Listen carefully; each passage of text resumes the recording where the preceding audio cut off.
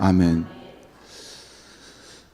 오늘 말씀의 제목은 예수 그리스도는 부유한 축복을 주신다라는 것입니다. 예수 그리스도는 부유한 축복을 주신다. 이 축복 속에는 구원도 포함되는 것이죠. 그러니까 예수 그리스도께서 주시는 구원은 이렇게 간신히 어렵게 이렇게 그렇게 해서 구원을 얻는 정도가 아니라 충분한 구원을 받도록 하신다는 거예요. 그러니까 예수를 믿고 의지함에 보상이 있는데 예수를 믿고 의지하면은 구원을 얻더라도 아주 부유한 구원을 얻도록 하신다는 거예요. 구원뿐만 아니라 우리 삶의 여러 가지 그러한 중요한 것들 꼭 우리가 도움이 필요할 때 구하는 것들을 부유한 축복을 주시는 분이 예수님이시다. 그래서 예수 그리스도를 믿는 것이 중요하다. 이 말씀을 오늘 전해드리려고 합니다.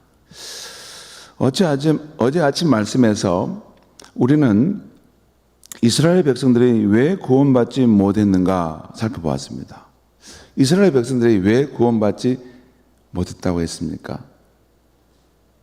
어제 아침 말씀드렸어요. 이스라엘 백성들이 왜 구원을 받지 못했는가? 한마디로 말씀드리면 이스라엘은 예수 그리스도를 믿음으로 얻는 하나님의 의의 길이 있는데 그것을 힘써서 거부했다는 거예요. 그러면서 율법의 행위를 통해 자기 의를 세우려고 했다는 것입니다. 그 이야기를 어제 말씀 제가 드렸어요. 분명히 예수 그리스도 안에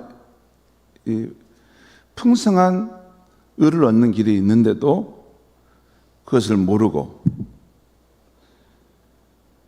옛 언약인 율법의 행위를 통해 자기 의를 세우려고 구축하려고 힘썼다는 것입니다. 그런데 그게 결과적으로 이룰 수 없었던, 그래서 구원함을 받지 못하게 되었다는 것입니다. 그러나 이제는 예수님께서 오셔서 누구든지 그리스도를 믿음으로 하나님 앞에 의롭다함을 얻고 구원함을 얻은 시대를 여셨다는 것입니다. 그게 신약 시대입니다. 여러분, 구약과 신약이라는 것은 그 차이입니다.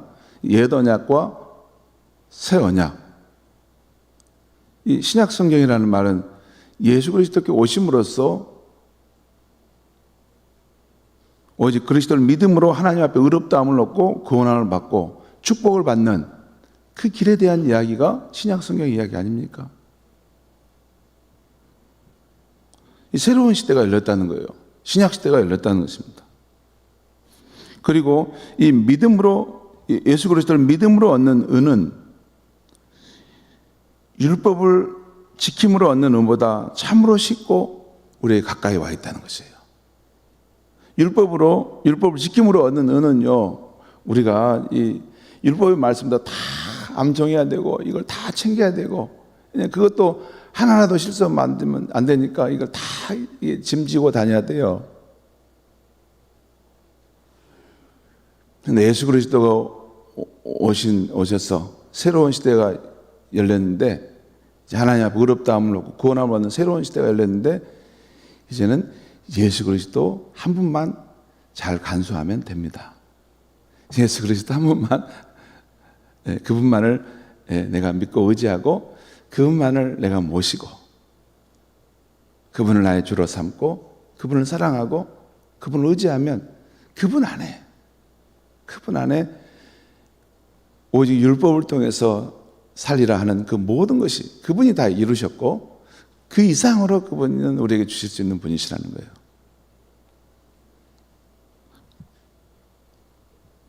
그런 면에서 예수 그리스도를 믿음으로 얻는 구원, 축복은 율법을 통해서 구원, 축복을 얻는 것보다는 1000만 배 더 쉽습니다.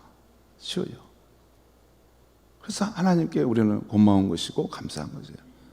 저는 하나님을 믿는 이 믿음의 길을 가면서 갈수록 하나님께 고마운 마음이, 감사한 마음이 더 깊어져 갑니다. 왜냐하면 우리에게 무거운 멍에가 아닌 쉬운 멍에로 우리가 구원함을 얻도록 생명을 얻도록, 축복을 얻도록 예수 그리스도를 보내주셨다는 거예요. 자, 오늘 아침 말씀 그 5절을 보겠습니다. 5절 말씀 보겠습니다. 5절 말씀. 우리 같이 한번 읽겠습니다. 시작.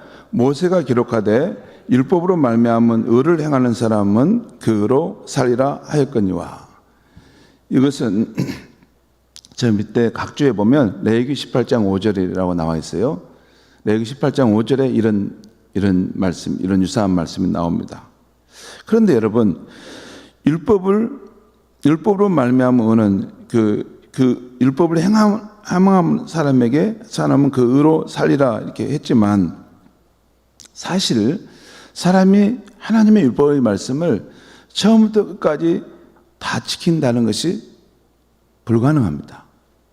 제가 다시 오늘 아침에 여기 레위기 18장 5절 율법을 행함으로 살리라 이 표현을 한번 찾아봤고, 그 앞뒤 레위기의 이 하나님의 율법의 말씀을 살펴보았어요. 그런데 율법의 조항들이 이렇게 많습니다. 이럴 때는 이렇게 하고 저럴 때는 저렇게 하고, 간음하는 문제는 이렇게 하고, 또 물건을 사고 파는 문제는 이렇게 하고, 이런 조항들이 다 나와 있어요. 근데 우리가 이것을, 사람이 어떻게 이걸 다 지킬 수 있을까?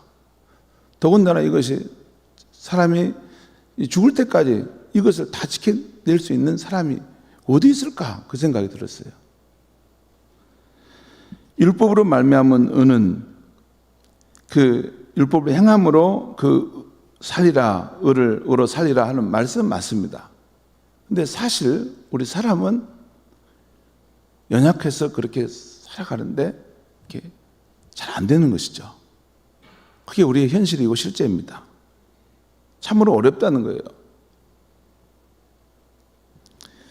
그래서 새로운 방식의 의가 필요한데, 오늘 다시 6절에서 7절 말씀은 제가 읽겠습니다. 6절에 믿음으로 말미암은 의는 이같이 말하되, 그러니까 율법으로 말미암은 의를 얻는 그 길 말고 믿음으로 말미암아 의를 얻는 길은 이같이 말하되, 내 마음에 누가 하늘에 올라가겠느냐 하지 말라 하니, 올라가겠느냐 함은 그리스도를 모셔 내리려는 것이요, 혹은 누가 부적경에 내려가겠느냐 하지 말라 하니, 내려가겠느냐 함은 그리스도를 죽은 자 가운데서 모셔 올리려는 것이니라. 이 말씀이 어렵죠? 여러분, 어렵습니다. 저도 이거 전문적으로 이걸 살피기 전까지는 이게 알쏭달쏭한 말씀이었는데, 여기서 믿음으로 말미암아 의롭다함을 얻는 그 길에 대해서 쭉 말씀하는데, 여기 보면 사람들이 이렇게 생각하는 사람도 있다는 것입니다. 그러니까 너 마음에 이렇게 생각하고 있는데 그렇게 생각하지 말라는 것입니다. 그러니까 사람들의 마음속에 어떤 생각을 하고 있냐면, 그러면 우리가 구원함을 얻기 위해서 하늘로 올라가서 구원자이신 그분을 모셔 내려고 와야 되는 것이냐, 또 그러면 우리가 구원함을 얻기 위해서 죽어서 장사 지낸 바 된 그분을 죽은 자 가운데서 모셔 올려야 하는 것이냐, 이런 질문을 던지는 것에 대해서 지금 말하는 것입니다. 이 말씀은 우리가 구원함을 얻기 위해서 하늘에까지 올라가서 그리스도를 모셔 내려와야 되느냐, 또 음부에까지 내려가서 죽은 자 가운데 있는 그 그리스도를 모셔 올려야 하느냐, 그럴 필요가 없다는 것이에요. 왜? 이미 그리스도께서 이 땅에 육신을 입고 내려오셨고, 또 십자가에 죽으시고 부활하심으로 누구든지 믿음으로 하나님의 의를 얻고 구원을 얻는 길을 여셨다는 것이에요. 여러분, 제가 이게 다 정리하고 다 준비해서 이걸 가지고 말씀드린 겁니다. 우리 목사님이 엉뚱하게 해서 그렇지 않습니다. 제가 중요한 어떤 자료들을 다 보고 지금 드리는 말씀인데, 이 말씀은 그런 뜻입니다. 유명한 학자들이 이 말씀을 그렇게 봅니다. 그러니까 구원함을 얻기 위해서 우리 하늘에까지 올라가서 그리스도를, 구원자인 그리스도를 모셔 내려와야 되는 거나, 또는 이 땅에 그렇게 죽어버린 그분을 끌어올려야 돼. 그럴 필요가 없다는 거예요. 이미 그리스도께서 육신을 입고 이 땅에 내려오셨고 또 십자가에 죽으셨지만 부활하심으로 지금도 살아계시다는 것입니다. 그렇기 때문에 누구든지 이제 믿음으로 그 예수 그리스도를 의지할 때 하나님의 의를 얻는 길이 이제 열려진다는 것입니다. 그 말씀이에요. 그런 말을 할 필요가 없다. 이미 예수 그리스도께서 그 일을 다 행하시고 우리 앞에 우뚝 서 있지 않느냐라는 것입니다. 그러면서 이제 바울 사도는 우리가 예수를 그리스도를 믿음으로 말미암아 의를 얻고 구원함을 얻는 방법에 대해서 이제 8절에서 10절까지 말씀해 주고 있어요. 우리 8절에서 우리 10절까지 제가 읽겠습니다. 그러면 무엇을 말하느냐? 여기서 믿음으로 말하는 의는, 믿음으로 말미암은 의는 무엇을 말하느냐? 그러니까 그럼 믿음으로 말미암은 의, 구원함을 얻는 길은 과연 그럼 뭐냐라는 것이에요. 여기 보면 말씀이 내게 가까워 내 입에 있으며 내 마음에 있다 하였으니, 이것은 예수 그리스도의 복음의 말씀이 내게 가까워 내 입에 있고 내 마음에 있다 하였으니 곧 우리가 전파하는 믿음의 말씀이라. 사도 바울이 전파하는 믿음의 말씀이라는 거예요. 그럼 그 믿음의 말씀을 근거해서 지금 9절과 10절에 설명하고 있는데, 자 그러면 믿음으로 구원을 얻는 길은 어떤 것이냐 하는 것입니다. 9절 10절 제가 읽겠습니다. 내가 만일 내 입으로 예수를 주로 시인하며 또 하나님께서 그를 죽은 자 가운데서 살리신 것을 내 마음에 믿으면 구원을 받으리라. 두 가지입니다. 내 입으로 예수를 주로 시인하고 또한 내 마음으로 하나님이 행하신 일을 믿는다는 것이에요. 그럼 구원함을 받으리라.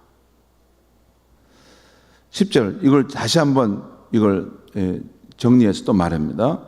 사람이 마음으로 믿어 의에 이르고 입으로 시인하여 구원에 이르느니라.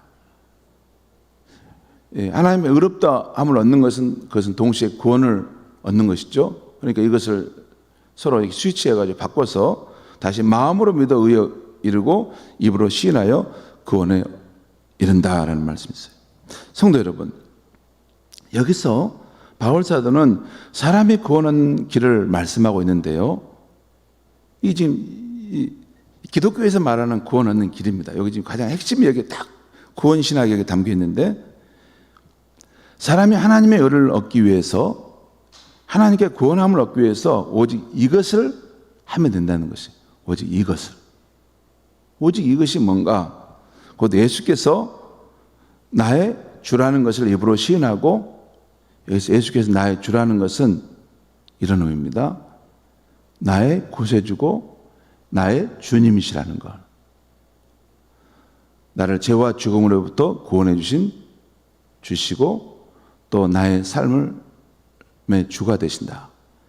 이것을 입으로 시인하고 또한 하나님이 그를, 예수를 죽은 자 가운데서 다시 살리신 것을 마음으로 믿는 것뿐입니다. 이 두 가지. 예수를 죽은 자 가운데서 다시 살리신 것을 믿게 되면 어떻게 돼요? 다시 살아나신 그 예수 그리스도는 나의 주로서 나를 다스리는 삶이 시작되는 거죠. 죽음으로 끝난 것이 아니고 살아났다는 거예요. 그러면 그 예수님은 멀리 계신 분이 아니라 진짜 내가 주로 인정할 때 나의 주로서 나를 다스리는 삶이 시작되고 그의 인생에는 천국이 시작되는 것입니다. 하나님의 통치가 시작되는 거예요.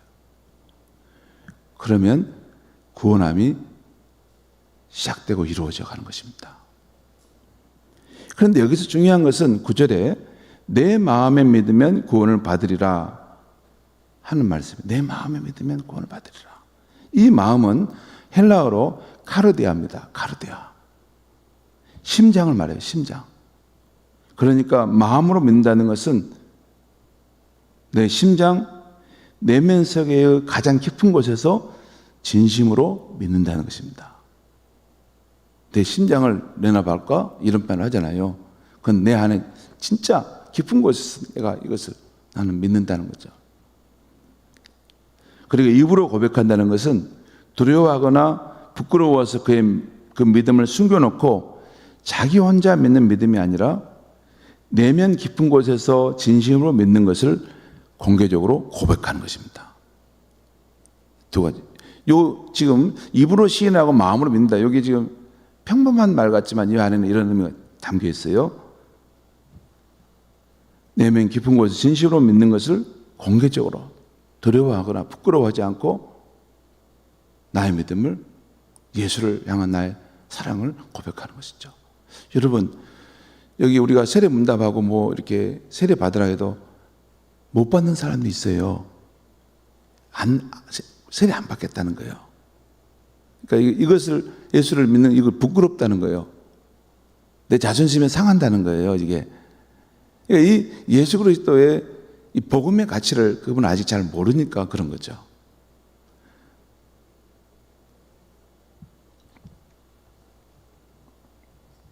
이것이 바로 기독교에서 말하는 구원 얻는 믿음입니다.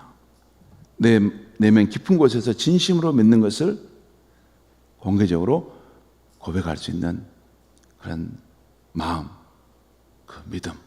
이것이 구원 얻는 믿음이라는 것이에요. 이렇게 이 믿음을 가질 수 있게 되면 이제 그 사람의 구원의 역사가 시작되는 것이죠. 자, 그리고 이렇게 예수 그리스도를 믿는 믿음에는, 이렇게 믿는 믿음에는 여러 가지 축복이 따르는데, 하나님의 자녀가 되는 축복, 성령을 받는 축복, 종말의 구원함을 받는 축복, 정말 그날에 부끄러움을 당하지 않을 것이라는 약속을 받습니다. 여러분, 예수를 믿으라 하지만 굳게 믿지 않고 이렇게 예수를 믿지 않게 될 때, 우리 인생에 어떤 정말 큰 시련이 당할 때 부끄러움을 당하게 돼요. 그때 예수님이 내 삶에 별 힘이 되지 못해, 도움이 안 돼. 뿐만 아니라 최후의 심판, 모든 인류가 그 하나님과 예수 그리스도 심판 앞에 섰을 때 예수 그리스도를 믿도록 그렇게 말했는데 그걸 의지하지 않은 사람은 부끄러움을 피할 길이 없습니다. 그것은 성경에 있는 진리의 말씀이에요. 그래서 우리가 복음을 전하는 것입니다. 두려움과 부끄러움 가운데 서지 않도록.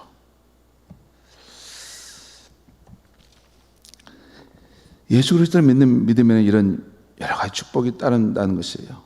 자, 11절 13절 말씀을 다시 한번 제가 읽겠습니다. 성경에 이르기를 누구든지 그를 믿는 자는 부끄러움을 당하지 않으리라 하니 유대인이나 헬라인이나 차별이 없습니다. 한 분이신 주께서, 그건 누구요? 예수 그리스도죠.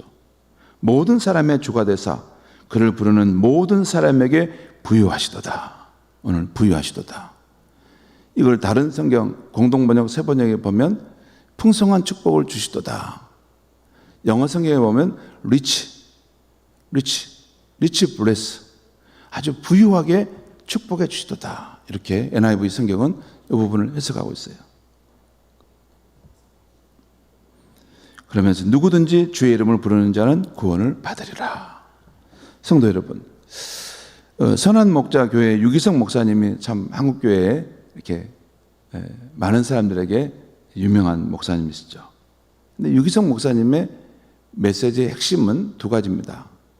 하나는 24시간 예수님과 동행합시다. 요거 하나고, 또 하나는 예수님이면 충분합니다. 요 두 가지를 이야기하세요. 모든 설교의 핵심은 이 두 가지 안에서 맴돌입니다. 다 맞는 말씀입니다.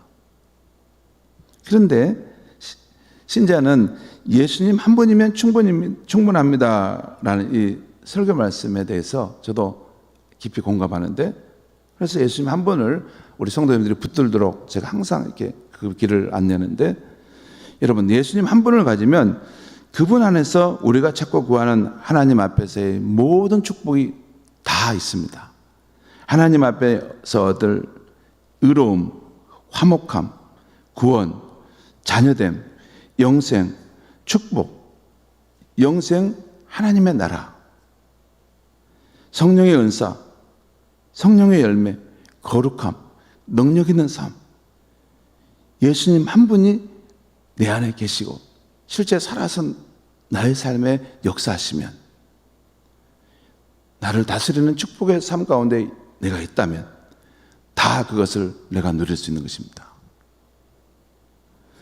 그런데 여러분, 이것은 우리 신자에게만이 아니라 아직 예수 그리스도를 알지 못하는 이들에게도 그분들이 예수님 한 분을 믿고 의지한다면, 받아들인다면 그의 인생에 부족함이 없다는 것을 저와 여러분은 잘 알죠. 잘 압니다. 누구에게나 예수 그리스도는 복음이십니다. 유대인이나 헬라인 차별이 없다는 것, 누구에게나 남녀노소 부자나 가난한 자라면 누구에게나 예수 그리스도는 복된 소식, 굿 뉴스고 그 인생에 꼭 필요하다는 것이에요. 그 인생이 가난하지 않고 이렇게 벌거벗은 그 영혼으로 살지 않고 큰 소망 가운데 살려면 예수 그리스도가 그의 인생 가운데 오셔야 되고 예수 그리스도가 그의 인생 가운데 장착이 돼야 됩니다. 여러분, 우리가 전하는 예수 그리스도의 복음은 이 놀라운 축복을 이웃에게 주는 것인 줄 믿습니다. 여러분, 때를 어떤지 못 어떤지, 여러분 정말 어떤 분은요, 이 예수 그리스도의 이 생명 얻는 길을 한 번도 제대로 들어본 적이 없는 사람이 있을 수 있어요. 아무튼 준비해서 우리가 전하는데 내가 처음 순간부터 막 그렇게 할 수는 없습니다. 아무튼 우리 마음의 이 비밀을 감추고 사랑으로 섬기면서 결국에는 그가 예수 그리스도의 이 부유한 축복의 길을 최종적으로는 만나도록 우리가 그를 인도해야 할 줄 믿습니다. 기도하겠습니다. 하나님 아버지, 이 아침에 예수 그리스도를 소유한 그 어떤 사람에게도 부유한 축복을 주신다는 말씀을 전했습니다.